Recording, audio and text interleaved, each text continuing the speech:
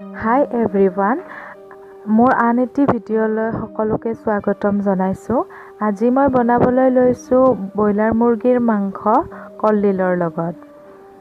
ইয়াৰে বাবে প্ৰয়োজনীয় সামগ্ৰীসমূহ হৈছে এটা ডাঙৰ চাইজৰ আলু এইদৰে মই কাটি লৈছোঁ, পিঁয়াজ সৰু সৰুকৈ কাটি লৈছোঁ আৰু এয়া নহৰু, আদা আৰু কেঁচা জলকীয়া খুন্দনাত খুন্দি লৈছোঁ। কলডিলখিনি মই ৰুকনিত ৰুকি লৈছোঁ। মছলাৰ ভিতৰত মই শুকান জলকীয়াৰ গুড়ি কৰি লৈছোঁ নিজে ঘৰতে, আৰু এয়া জিৰা আৰু জালুকৰো গুড়ি বনাই লৈছোঁ। বলকচোন বনাবলৈ আমি আৰম্ভ কৰোঁ। গেছ ষ্টভটো অন কৰি মই এখন কেৰাহী পাতি দিছোঁ। জোখমতে মই ইয়াতে মিঠাতেল দি দিছোঁ আৰু মিঠাতেলখিনি গৰম হোৱাত মই ইয়াত কাটি থোৱা আলুখিনি ফ্ৰাই কৰি ল'ম।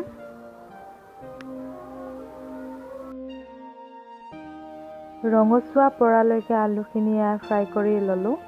আলুখিনি মই এতিয়া উঠাই ল'ম আৰু সেই একেখিনি তেলতে মই ইয়াতে আধা চামুচ পাঁচফোৰণ দি দিছোঁ, লগতে শুকান জলকীয়া আৰু তেজপাতো দি এইদৰে লৰাই লৈছোঁ।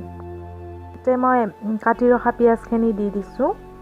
পিঁয়াজখিনি ৰঙচুৱা পৰি অহালৈকে মই ভাজি ল'ম আৰু পিঁয়াজখিনি ৰঙচুৱা পৰি অহাত মই ইয়াতে আদা, নহৰু আৰু জলকীয়াখিনি দি দিছোঁ। এইখিনি ধুনীয়াকৈ কেঁচা গোন্ধ নোযোৱালৈকে মই ভাজি ল'ম।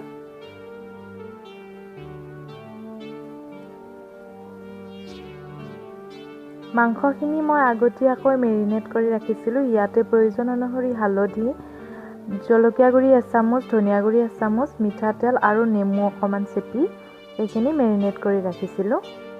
মাংসখিনি দি মই ইয়াতে হাই ফ্লেমতে 5 মিনিটমানৰ বাবে ভাজি ল'ম।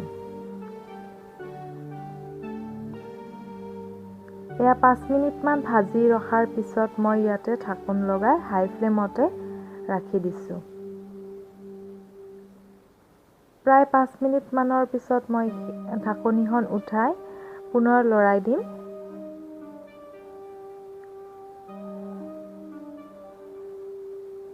এয়া মই লৰাই দি পুনৰ ঢাকনিখন বন্ধ কৰি দিছোঁ।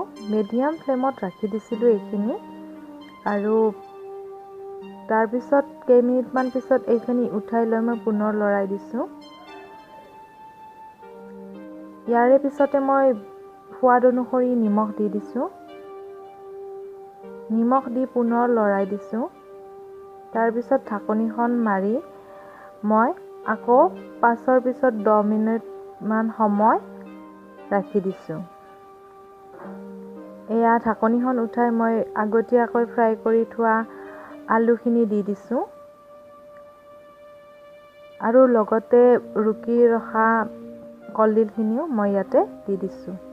এইখিনি ধুনীয়াকৈ মিক্স কৰি ল'ম।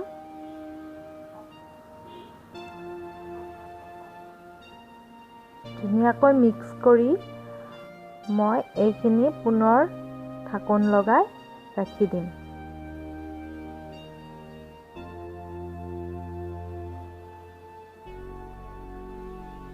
এয়া পুনৰ ঢাকোনখন খুলি মই জলকীয়াৰ গুড়িখিনি দি দিছোঁ আৰু লগতে জিৰা আৰু জালুকৰ গুড়িখিনিও দি দিছোঁ। এইখিনি ভালকৈ মিক্স কৰি মই পুনৰ এবাৰ ঢাকোনখন লগাই ৰাখি দিম।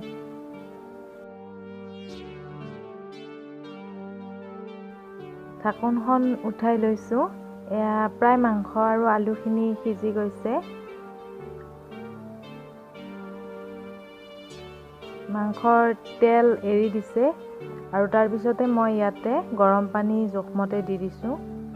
পানী অলপ সৰহকৈ দিছোঁ। তাৰপিছত মই এইখিনি মিডিয়াম ফ্লেমত ঢাকোন লগাই সিজিবলৈ ৰাখি দিম। এয়া পানীখিনি প্ৰায় শুকাই গৈছে, গ্ৰেভিখন ডাঠ হৈ আহিছে আৰু এইখিনি প্ৰায় হৈ গৈছে। গেছ ষ্টভটো অফ কৰি মই এইখিনি 10 মিনিটমান ৰাখি দিম এইদৰে। তেতিয়া গ্ৰেভিখন খাবলৈ খুব টেষ্টি হয়। এয়া মই গেছ ষ্টভটো অফ কৰি ৰাখি দিছোঁ এইখিনি